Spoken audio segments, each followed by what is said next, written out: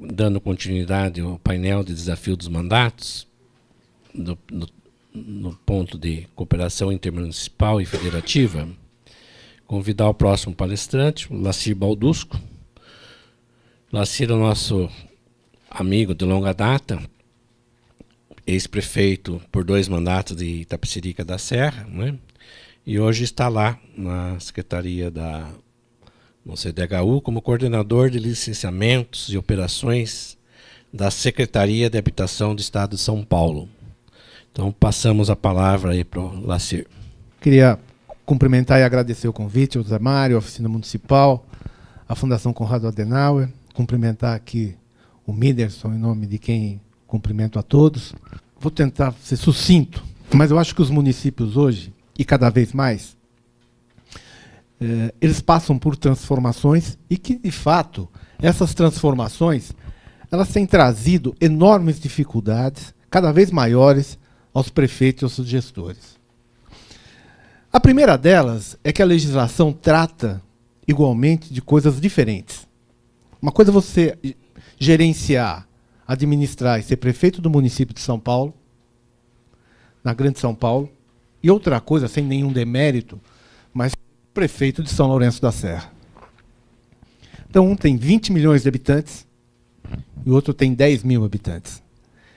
E você gerenciar esse território, esse espaço, com povo, com impostos, com necessidades cotidianas, imediatas, urgentes, emergentes, né? Com a mesma legislação, é uma coisa muito complicada. Né? Você pega o Dória com problemas enormes em São Paulo, em todas as suas dificuldades. Estava conversando com o Walter. Você tem uma estrutura administrativa da Prefeitura de São Paulo extremamente complexa, burocrática e lenta. E você tem, por outro lado, você tem municípios menores que poderiam efetivamente ter uma forma de gestão mais ágil, mais eficiente, né? E você não consegue, porque é a mesma legislação que tratam de coisas diferentes. Ainda na região metropolitana, para se ater nesse primeiro momento, nesse território, ou nas regiões metropolitanas, você tem um problema que você não tem um ente metropolitano e que você possa unir, né, e até certo ponto, né, impor políticas públicas de interesse coletivo. Você não tem um instrumento do peculiar interesse metropolitano. Então é uma dificuldade enorme, por exemplo, você estabelecer uma rede de saneamento. A questão do lixo é uma questão muito complicada nas regiões metropolitanas. E assim por diante. Então, quando foi na Constituição de 88, nós estávamos no processo de redemocratização, de descentralização, era o discurso, né, norteador naquele momento. Imagino eu que foi deixado de lado, em função daquele momento, os interesses metropolitanos. Nós não temos um ente metropolitano que efetivamente possa, hoje, instituir uma política de desenvolvimento metropolitano. Então se discute planos, se discute projetos, se discutem em fóruns nas regiões metropolitanas uma série de ações que de fato não se materializam. E por que não se materializam? Porque você não tem um órgão centralizador com recurso e que efetivamente possa ser implementado, a despeito das dificuldades e das disputas políticas entre municípios com bandeiras partidárias diferentes. E não adianta a gente tapar o sol com a peneira, porque isso existe mesmo, né? Os municípios que são mais próximos do governo federal e são mais próximos do governo do Estado, eles são objetos e recebem benesses ou ajudas de forma diferente, né? Por mais que se faça o discurso, olha, não, são todos iguais, o governo para todos e tal, isso de fato no dia a dia não acontece e quem é prefeito sabe disso, né? Eu acho que esse é um problema que tem que ser tratado. Outra questão que tem que ser tratada, a meu ver, é a questão do partilhamento de recursos, né? E por que 62% fica no governo federal? Porque parte da manutenção da estrutura política eleitoral, ela se mantém em cima dessa equação financeira.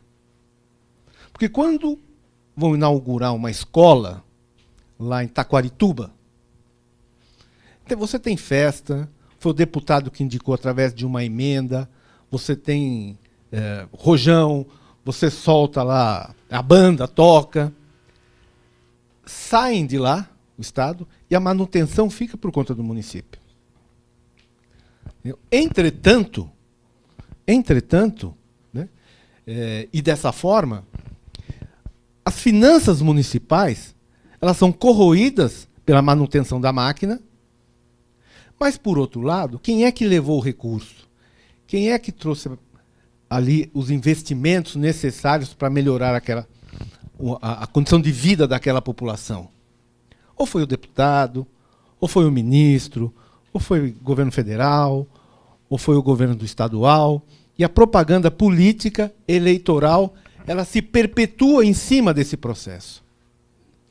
Então, se não houver, e eu não sei se foi dito aqui, uma reforma política onde cada um possa efetivamente cumprir o seu papel, né, nós não vamos dar a importância necessária para o município, que é o articulador do processo de desenvolvimento territorial, né, e amálgama que une o pacto federativo ao município.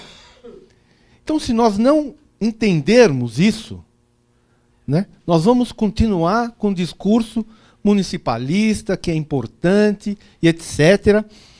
Os projetos políticos dos prefeitos, a campanha continuará a ser uma grande peça de ficção. A grande maioria dos prefeitos, né, não conseguem executar ou implementar o que foi tratado ou o que foi colocado no processo político eleitoral. Por mais boa vontade que tenha. Isso não acontece. Por quê? Porque o município não oferece essa condição.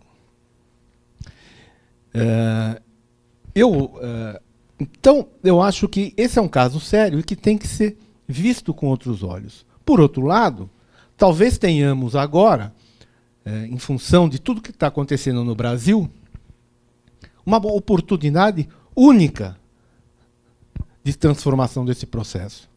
Porque nós estamos, no meu entender, finalizando um ciclo. Né? Essa descrença com a política, com o político, né? Com as políticas públicas, né? Eu acho que ela tem que ser revertida, mas eu não vejo grande perspectiva de ser revertida com a atual estrutura política eleitoral que vivemos hoje. A estrutura. Então, eu entendo que a reforma política é o que vai subsidiar todas as outras reformas, inclusive, né, a valorização do município. Quem já foi prefeito, e é prefeito, sabe. Toda eleição tem lá um, ou vários, ou se não todos, candidatos a governador, a presidente, que são municipalistas. Né? Que se ganhar, o município vai ter um outro tratamento. E, de fato, a gente sabe que isso não acontece. Né? Então, eu entendo que isso tem que ser discutido de uma forma mais ampla e objetiva. Porque ninguém comenta isso de forma clara e objetiva, que a estrutura política partidária, né, nas eleições, ela está baseada na concentração dos recursos no governo federal. É inadmissível você instituir uma política local, você mandando recurso do governo federal para cá. Quanto chega de cada real que sai de lá aqui no município? Toda aquela estrutura administrativa, burocrática, lenta, que você impõe, né, e que poderia ser muito mais ágil e objetiva no município. Então, eu acho que é um outro problema que tem que ser tratado de forma muito clara e de forma muito objetiva. Né? Normalmente, eu participei com uma conversa com o Humberto Dantas outro dia, né? E tinha um deputado que não gostou muito né, dessa colocação. Mas é isso. Eles vivem em cima disso, da emenda parlamentar, né, que isso eu acho um absurdo. A questão da emenda parlamentar, a função do deputado não é essa, como não é do deputado estadual, como também não é dos vereadores, que também tem uma distorção na sua atividade no dia a dia. Eu tinha um conhecido que era vereador, que ele falou que ele era um assistente social de luxo. Entendeu? E é um pouco isso que acaba permeando as atividades da Câmara Municipal nos municípios. Então, eu acho que esse quadro, nós temos que começar a refletir sobre esse quadro, né? Falar sobre isso, para poder mudar. Porque não dá para tapar mais o sol com a peneira. É assim que funciona. E ponto. Por outro lado, também me parece que o perfil dos novos prefeitos, ou dos prefeitos que estão agora assumindo, e via de regra assumem um município com muitas dificuldades financeiras, com dificuldades administrativas e estruturais, ele tem que entender que a gestão dele não é mais uma gestão simplesmente de gerenciar aquele território, atendendo única e exclusivamente as questões intramunicipais, como foi dito aqui. Eu acho que hoje o perfil do prefeito, né, é um perfil onde ele tem que incorporar o papel de fomentador do desenvolvimento, da geração de emprego e renda, né, para poder efetivamente transformar aquela realidade local, né, e que, na sua essência, que afeta diretamente a vida das pessoas. É o governo mais próximo das pessoas. Então, é o primeiro governo, é o primeiro espaço em que o prefeito, na sua gestão, ou os administradores, elas sentem a crise. Né? Quando cai a arrecadação, cai no município, e quem é cobrado por isso é o próprio prefeito. Eu, na minha cidade, por exemplo, eu votei nas últimas eleições para um cidadão que chegou lá e falou, olha, eu não vou prometer nada, eu vou tentar colocar a cidade para funcionar, que já é um desafio enorme. Porque colocar uma cidade para funcionar é você ter médico no posto de saúde, você ter escola com qualidade, você ter uma via bem calçada, sinalização viária, né? E é isso que nós queremos. Mais do que grandes projetos e grandes avanços em infraestrutura. Hoje nós queremos uma cidade que funcione. Nós queremos pegar um ônibus confortável para sair daqui e ir para o trabalho. Então o prefeito que assume, que entra com um discurso, que fala, olha, eu vou colocar a cidade para funcionar, ou tentarei colocar a cidade para funcionar, eu acho que ele está pautado, né, na realidade. Porque é isso que a maioria da população hoje quer. É uma cidade que funcione. Né? Nós não queremos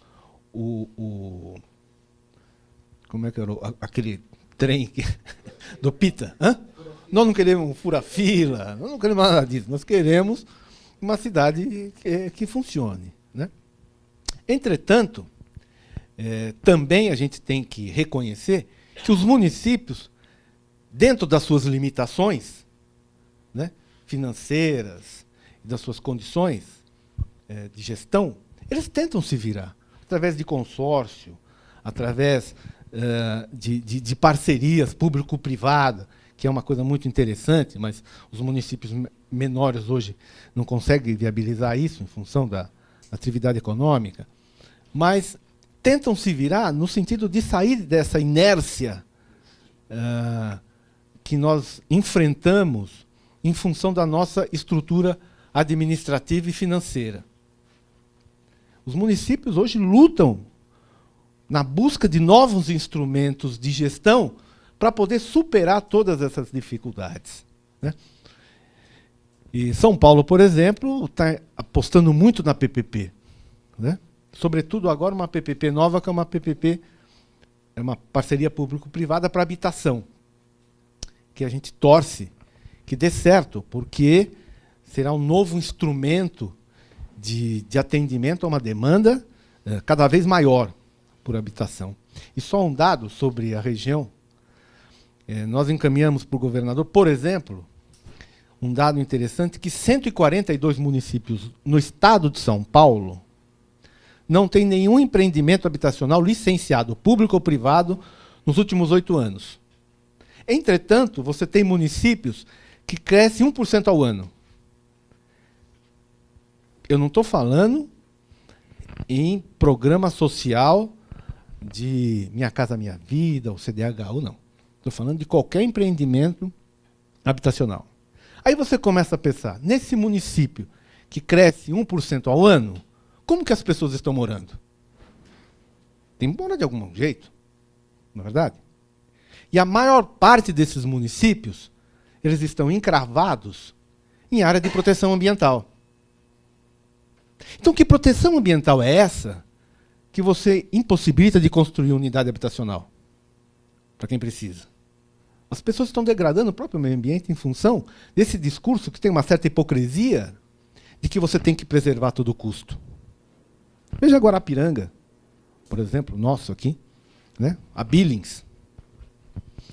E possivelmente, lá na região de vocês, por exemplo, no Vale do Ribeira, só tem um município com empreendimento licenciado em toda aquela região, que é Registro. Nenhum outro município no entorno tem nenhum empreendimento habitacional licenciado. Eu estou falando de loteamento, né, condomínio ou efetivamente conjunto habitacional. E aí como é que o prefeito lida com isso? Né? Como é que ele vai atender essa demanda que está lá? Porque déficit habitacional você tem em todos os municípios brasileiros. Né? Então, isso depende de uma articulação regional para que você possa abrir e criar condições para ser atendido esse item primordial na qualidade de vida dos municípios. Né? Então, eu acho que os desafios hoje de quem assume uma prefeitura, seja essa prefeitura em ordem, com recurso, bem administrada, como que Itaquarituba, né? Ou seja, municípios completamente quebrados, né? Com dificuldades financeiras, com problemas administrativos profundos, né? E que o prefeito terá um desafio enorme. Eu acho também que instrumentos administrativos nós temos. Eu acho que nós não precisamos mais de lei para você fazer uma boa gestão. Você tem aí o Estatuto da Cidade, por exemplo, que eu acho que quem está no meio acadêmico e gostaria de defender uma tese interessante é ver o que é que o Estatuto da Cidade trouxe efetivamente para melhoria nos municípios e para as pessoas nesses anos todos que ela está em vigor. Eu acho que vai chegar a uma conclusão de que isso não serviu para nada, porque grande parte dos gestores não se utilizou desse instrumento para poder avançar nessas condições na melhoria das cidades. Mas, enfim, mas você tem, está lá um instrumento, você tem o plano diretor, você tem uma legislação da Constituição que ampara o município para implementar uma série de políticas locais. Né? Então, eu acho que instrumento legal para você fazer o gerenciamento adequado você tem. O que é que não tem? O recurso. E aí, quando você tem instrumento para fazer uma gestão independente e você tem recurso, você tem independência política. E aí você tem independência política, você apoia e ajuda, e o prefeito será o grande eleitor de todo esse processo. E isso não é bom para a manutenção do status quo. Hoje, do jeito que nós estamos vendo o Brasil. Né? Então, eu até alguns meses atrás, eu estava muito pessimista com relação à possibilidade de mudança, né? Mas eu acho que toda essa crise que nós estamos vivendo abre-se essa perspectiva para que uma nova figura, né, com pensamentos diferentes, um político mais moderno, né, um político com novas ideias, possa efetivamente, né, assumir e ter um papel decisivo em todo esse processo. E como exemplo, me parece que São Paulo deu um pouco o tom de um novo pensamento político. Eu não estou dizendo nem que é certo e nem que é errado. Eu não estou nem defendendo e nem criticando.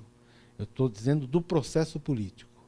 Porque o prefeito de São Paulo, ele foi eleito em cima de uma proposta de governo completamente diferente do que foi dito até hoje na história de São Paulo. Né? Foi um discurso fora da curva, onde efetivamente falou, olha, eu vou fazer uma concessão do Ibirapuera. Convenhamos, quem mora em São Paulo, acho que uma grande parte mora aqui. Quem teria coragem de falar isso no meio político? Né? Que é uma proposta polêmica, mas foi dito. E o povo de São Paulo entendeu que isso poderia ser um instrumento, se implementado, de qualificar melhor aquele espaço que hoje a prefeitura tem uma série de dificuldades para manter. Né? Então, ela apontou para um caminho que eu acho bastante interessante e que temos que ver o resultado e torcemos todos que dê resultado, porque o que a gente espera é que melhore as condições da cidade para os seus habitantes. Então, e nós temos vários outros problemas, né, na gestão municipal. Mas eu queria só pontuar esses que eu acho que são os principais e que já norteia uma discussão bastante polêmica e extensiva, porque são os principais pontos que eu acho que afetam hoje a gestão de um município. E eu tenho alguns contatos com alguns prefeitos e acho, Minderson, que ser prefeito hoje era mais difícil do que na nossa época. Eu acho que é muito mais difícil, né? E não apenas pelas questões financeiras, administrativas, políticas, ou mesmo pelas condições impostas pelo Tribunal de Contas, tá? Mas eu acho que é pela própria visão de que as pessoas têm da política, né? O desprezo que as pessoas estão tendo pela política. Então, eu acho que os prefeitos hoje eles têm um desafio enorme pela frente, que eu não gostaria de estar na pele, mas eu acho que é possível implementar uma nova visão, uma nova postura na gestão local, desde que tenha o panorama, né, do que está acontecendo. Essa atuação do prefeito paroquial, eu acho que isso não dá mais resultado. Eu acho que é a integração, é a parceria, é o entendimento na região, a despeito da falta de recurso. Obrigado, gente. Parabéns, Lacir. Mas só complementando um pouquinho o que o Lacir falou, a importância, mais uma vez, dos consórcios, né? Nós tivemos um seminário na Olhar Brasil, da Caixa Econômica Federal, há cerca de uns anos atrás, sobre consórcio de saúde. E Minas Gerais e Rio Grande do Sul são os dois estados mais avançados em consórcio de saúde. Então, a gente foi até buscar algumas experiências que a gente começou a implementar, mas ainda não evoluiu. Outra coisa que me chamou também a atenção, no que o Lacir falou, A reforma mais importante, eu volto a repetir, é a reforma política.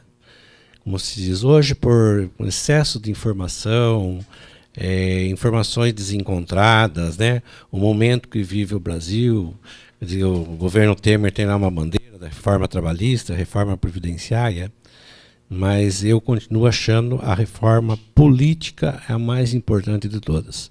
A alteração do método de escolher o nosso Senado, o nosso deputado estadual, o nosso deputado federal, trazer mais próximo do eleitor, né? O eleitor se cobrar. Isso a gente viveu. Nós somos a primeira geração de prefeitos da Lei de Responsabilidade Fiscal.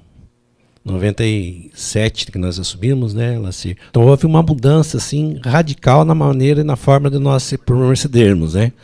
O artigo 32 da lei 42 da Lei de Responsabilidade Fiscal, né, pode levar o prefeito à cadeia, né? Então mudou completamente a maneira de nós administrarmos. E isso é muito importante.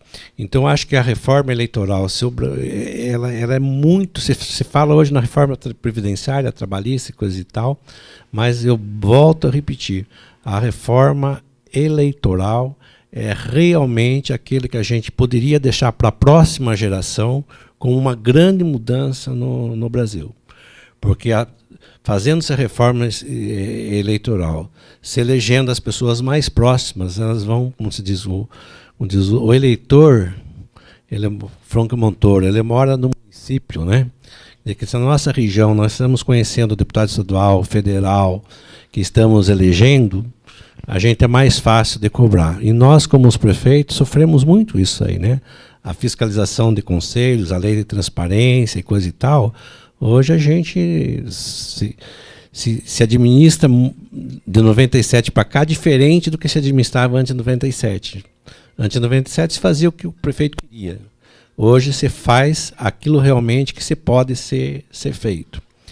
Então volto a chamar a atenção o que o Lacir falou em questão de reformas.